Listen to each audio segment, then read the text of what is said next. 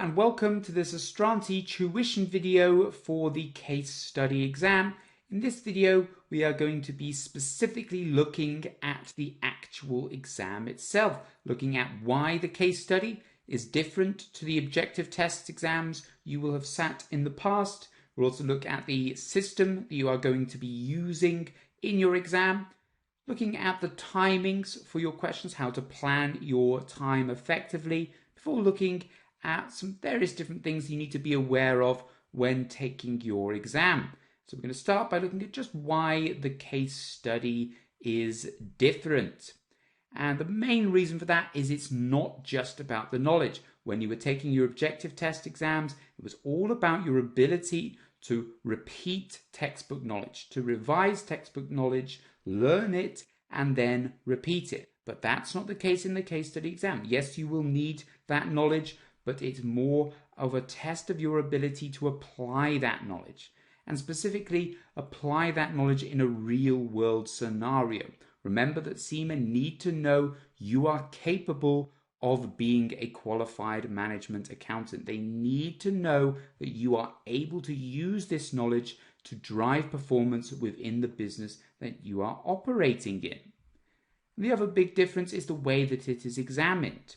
Now, in your objective test exams, it was very much a case of answering multiple choice questions, multiple response questions, and doing some calculations. But that is not the case in the case study exam. There will be no calculations you have to do, but you will have to do a lot of writing, and you'll receive questions in the form of emails, memos, and briefing notes. And you will also be required to respond in the form of emails, memos, and briefing notes. So what this means is it will involve a lot of writing, not just a case of clicking answer A, answer B, etc. You'll actually have to do a lot of writing. And this can be a problem. And the reason why it can be a problem is that a lot of students for CIMA do not have English as a first language. And CIMA is an English exam sat all around the world, so there'll be plenty of students who do not have English as a first language. But what this does mean, though, is there will be no negative marking and no penalizing students for spelling and grammar, because that would be unfair to students who do not have English as a first language. Also, we're accountants. We're numbers people. We're far more 1, 2, 3 than we are ABC. And we're not necessarily used to writing long written answers. So what does this mean for you and for passing the exam? Well, the key to passing the case study exam, which is different to the objective test, is you need to be splitting your time differently. And instead, you need to be working on your planning, how to plan answers to questions, working on your time management to ensure you've got enough time to answer the question effectively, and also practicing your writing style, because the writing style can make a big difference. And as a result, the theory, which is almost everything when it comes to the objective test exam, is actually only a small part of it. So in summary, it's a very different exam in terms of how it is sat and the kinds of skills you need to have available. It's not just about knowledge anymore. You also have to think exactly about how you are going to write answers, how you are going to plan answers, and how you are going to get your points across effectively. So let's look at the exam system now. It's a computer-based exam, just like the objective test exam. And it's very important that you familiarize yourself with the system.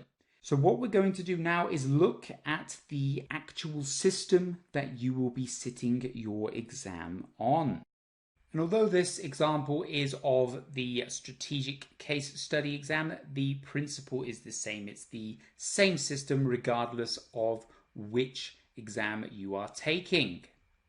So this is the home screen you will be presented with when you enter the exam hall to start your exam. And I do advise that all students do log on to the Pearson VUE site to test out the system, familiarize themselves with it before the exam. And whilst this is a sample that I'm using here, this is completely representative of the actual exam. And just as CIMA have said there, they also recommend that you familiarize yourself with the system. And the exam will tell you the breakdown of requirements, the breakdown of subtasks, and also advise the amount of time that you should be spending on each subtask. So if we look here, we can see that the first question is going to have 2 subtasks, second one 2 subtasks, and the third one 3 subtasks, and also gives us a breakdown of the amount of time that we should be spending on each section. That will help when we come to the timing and planning section later in this video. And it also says here that you will be able to find information about the pre-scene. So when you start your exam, you will notice that the timer in the top right hand corner is already starting to tick. And it's very important that you keep an eye on that time for reasons that will become more apparent as we progress through this video. And the question that you will receive will look something like this. So it's quite a lengthy question with a lot of information in. And then we have our subtasks here broken down by the amount of time that we want to spend on them. And we're going to talk through some of the various different features of the exam. So you can see, if you click on the reference material, you can see that they have given us a newspaper article here. Now, it's very important that you look at the reference material because the reference material will provide some additional context for the actual question. And CIMA has given this because they expect you to use it. So please do use it. They also give a copy of the pre-scene. And it's very important that you use this if you need to. But what I would also advise is that you have done your research in advance, because you don't want to be spending a lot of your time looking through the pre-scene when you are trying to sit your exam, when you're trying to answer the questions. So you can use it if you want to quickly look up a key fact, but I do advise that you have read through the pre-scene before, familiarized yourself with it, and listed out some of the various key topics from E, P, and F before. And as an addition, they also have a copy of the exam structure, so if you want to familiarize yourself again with the number of subsections, etc., you can do that. They also provide a scratch pad where you can type in information. However, I do advise that you do not actually use the scratch pad, because the scratch pad is not submitted at all, and a lot of students, they try to plan into the scratch pad, but it's quite difficult to plan to the scratch pad because, again, it's not going to be submitted, and then also you have to open up your scratch pad again and relay what you were planning back into your answer box. And I actually find that it's far better to use the answer box. So scroll through, click next, and then you'll get your answer box. And if you want to see the question again, all you do is click on the reference material tab and click on task here. So click back on the task and you can see your answer there, or sorry, see the question there. And then plan into your answer box. And so you would plan to point 1, and then you would do your various different points under that for your plan. And then all you do is convert this into your answer, convert these points, convert these sentences, convert these into paragraphs, and that will essentially be your answer. And it's far better to do that because it keeps you focused, keeps you from having to constantly look at your scratch pad, keeps you from having to look back at what you've done and copy over what you've done. Ultimately, what you submit to the examiner, to the marker, is going to be what is typed into this particular box here. So it's far better to plan into your actual answer box, because that is what you are going to be submitting. That is where you are going to be writing your actual answer. And so it saves you a lot of time and keeps you focused, keeps your mind on what you are actually writing.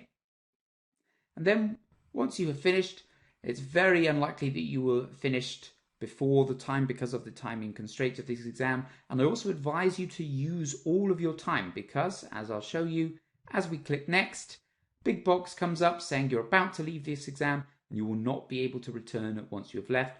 Do you want to continue? And so if you do click yes, it will ask you again, do you want to end this section? Click yes, and it will take you to the second question. You can see now in the top right hand corner that the time has started again. We now cannot go back. We cannot have another go at question 1. The extra time that we had once we submitted, we still have 55 minutes left. That has not been carried over to question 2. It has started again at 60 minutes and we will never be able to revisit question 1. So use all the time you have available.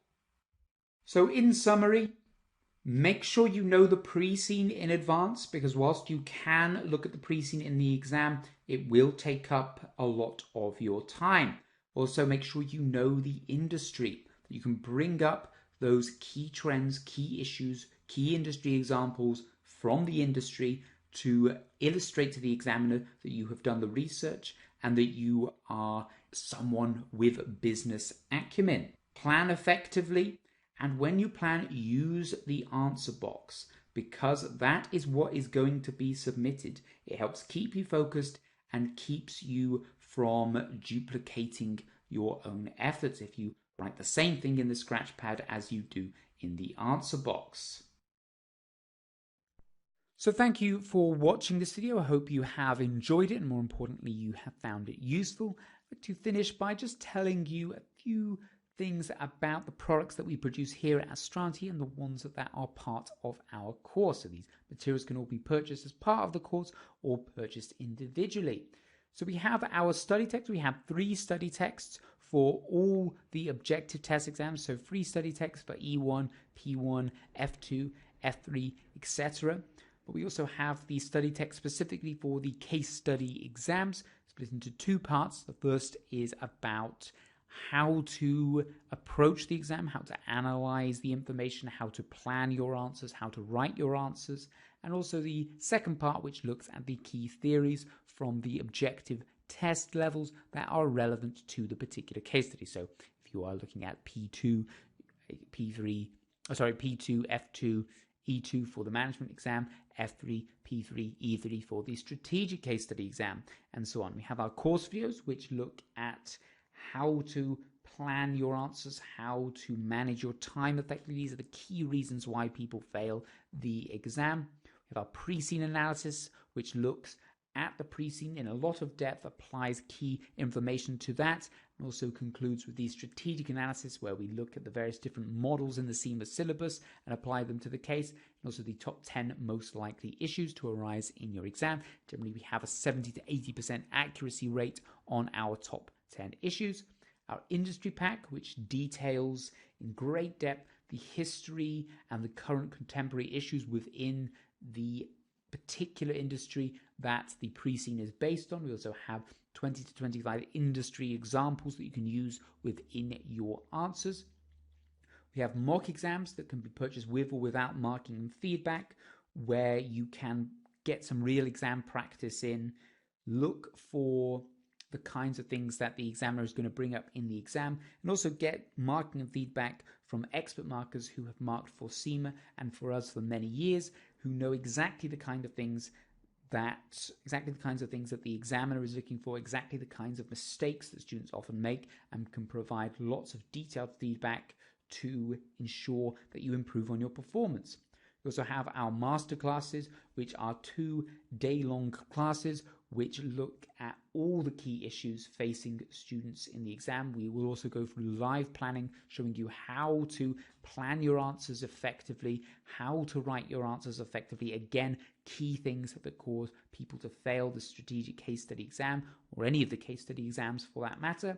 And also, if you do sign up for our course, provided that you have filled out your forms, provided that you have submitted your mocks, provided you have done everything to show that you have really given it your all to try and pass this exam, we also offer a pass guarantee, giving a free resit to anyone who fails the exam.